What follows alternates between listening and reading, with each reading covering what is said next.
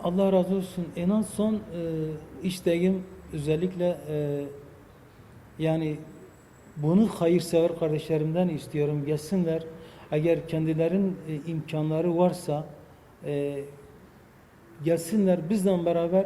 Yani biz fazla değil. En az böyle bir iki üç aileye gidelim. Yani daha doğrusu bu aileleri görüp kendi yaşadığımız hayatın tadını alabilelim. Yani insan işte sürekli böyle keyif, zevk içerisinde olduğu zaman o hayatın tadını da bir türlü anlayamıyor.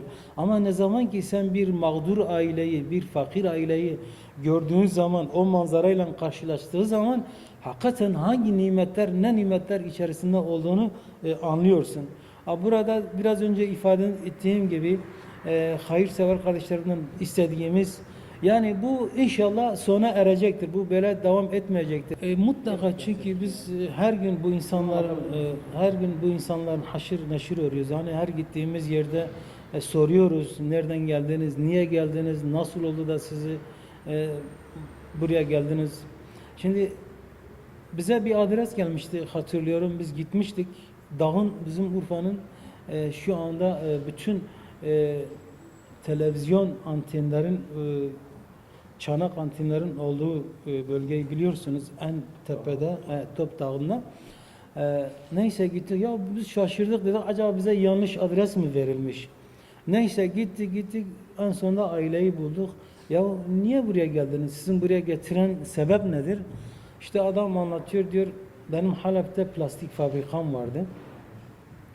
Ee, Plastik fabrikaya bomba düştü. Tamamen kül oldu, yandı, kül oldu, bitti. Hiçbir şey kalmadı. Bu nedenle artık biz bırak fabrikayı, biz kendi canımızı kurtarmaya çalıştık. Dedik ne yapalım şimdi mal gitti gitsin yani canımız da mı gitsin? Bu sebepten dolayı yani bunu anlatmak zorundayız. Çünkü bizim hem Akçakale'deki temsilciliğimiz hem de Şanlıurfa merkez olarak yani gerçekten 1,5 yıldan beri çok sıkıntılar çekiyoruz bu konuda. Çünkü iç savaşından dolayı evini, barkını, yurdunu, yuvasını sadece üzerindeki elbiseyle gelen Suriyeli kardeşlerimize bizim elimizden geldiğince biz onlara yardımcı olmaya çalıştık ve yardımcı olmaya çalışıyoruz. Yani şu anda yani biz hani söylediğimiz aile sayısı, aile rakamı yani bunlar çadır kentin dışında olanlardır. Yani şu anda bizim Şanlıurfa'mızda merkezde ikame eden yaklaşık olarak yani 3000 ailedir. 3000 aile Allah'a hamdolsun. Tabii bunu yaparken bu hayırsever kardeşlerimizin sayesinde oldu. Yani hani aradan kaçanları müstesna sayarak Allah'a hamdolsun hepsine ulaşmaya çalıştık ve çalışıyoruz.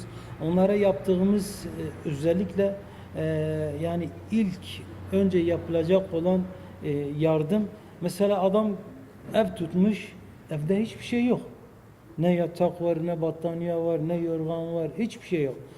Biz özellikle Allah'a hamdolsun battaniye, yatak, yorgan, artık diğer ev eşyası bizden fazla yani bize gelen fazla eşyayı bu şekil onlara dağıtmaya çalışıyoruz. Ama Allah'a hamdolsun şu ana kadar yaklaşık olarak tabi bunu yaparken de biz kendi tek başımıza değil. Mesela bizim bağlı olduğumuz bazı platformlar vardı şu anda. İşte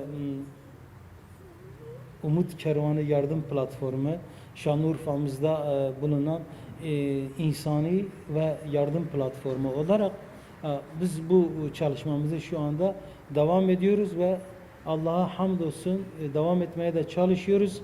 Yani hakikaten şu anda en büyük sıkıntımız bu kış gününde, bu soğuk havada çünkü en son bir hafta içerisinde yaklaşık geçen yani bizim Akçakale'deki temsilciliğimizde yaptığımız en son toplantıda yani bir hafta içerisinde 10.000 tane insan bu tarafa gelmiş.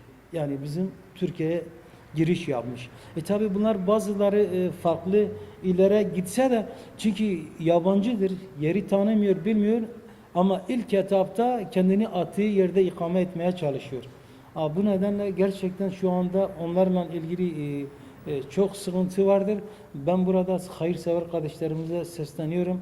Yani bizim aracılığımızla bize ulaşmaya çalışsınlar. Biz bu konuda bu insanları yani bir nebze de olsa sıkıntıları gidersek yani biliyorum ki Allah katında bunların yaptığı bu yardım inşallah zayi olmayacaktır.